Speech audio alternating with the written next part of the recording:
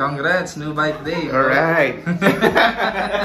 Si Bro Ralph. Mo talaga ako. Kasama ko yung nagka-gravel bike. Ito yung gravel bike niya. Oh. Pinewood Katana din. Pero ngayon, roadie na yan! Roadie ka na, bro! Pero never po nagamit, no? Wala pa. Sa labas, ginaya mo na. Oo. So ito pala yung new road bike. Road bike niya, which is yung Java Volata J-Air. So ano yung pinaka brand name niya talaga? Volata o J-Air? Ang model name Volata. Volata. Ang brand niya is yung Java. Yes. So ayan na, full carbon frame. Tsaka ito yung maganda sa carbon frame na to. It's UCI approved. Yes. Yan. T1000. Oh, yun. T1000, okay. Tapos aero din yung aero yung cut ng niya, yan ang mga parang yung mga shape niya. Tapos yung cockpit full carbon din. Carbon tong integrated handlebar. Tapos fully internal. Carbon din yung seat post na. Carbon din, di ba? Syempre. Saddle physique na. Okay, saddle niya, physique. So, yan, magandang brand yan. Pero ang wheel set niya is hindi pa full carbon, which is okay lang kasi nagta-transition pa lang si bro from gravel bike to road bike. Eh di ba maraming bako-bako. So, mas confident ka dito. Okay.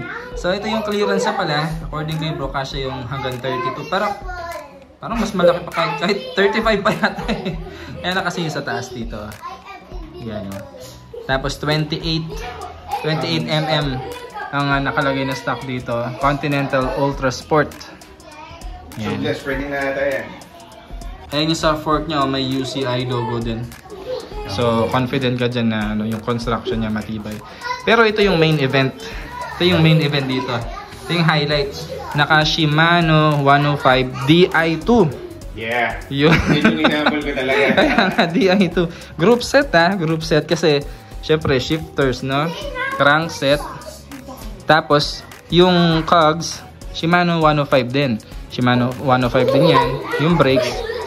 Tapos yung pedals na nilagay ni bro is Shimano 105 na rin. Ayan. So price reveal. Kano yung price niya bro?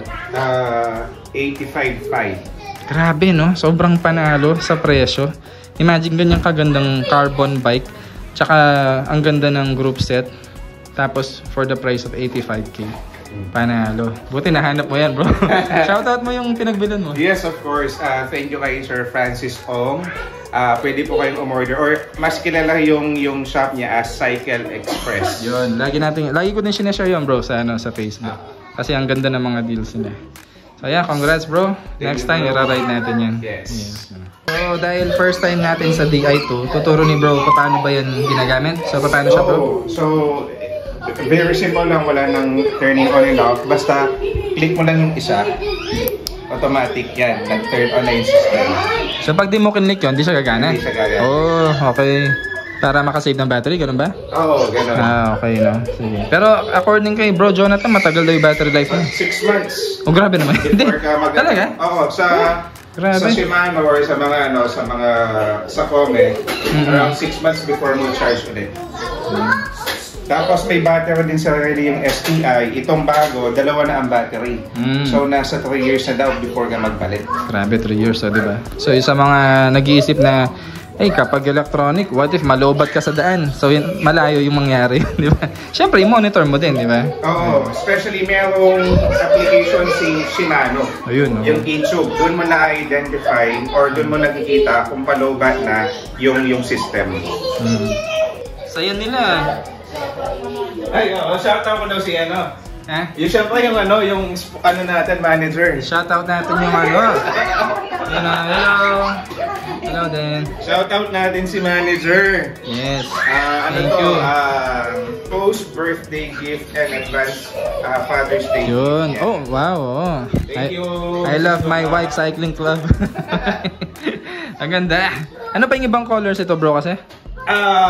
Sa Philippines, parang ang lumabas pa lang nito, ito, tsaka yung Blue black. Okay, Oo. blue black saka white. White gray ba to? White black.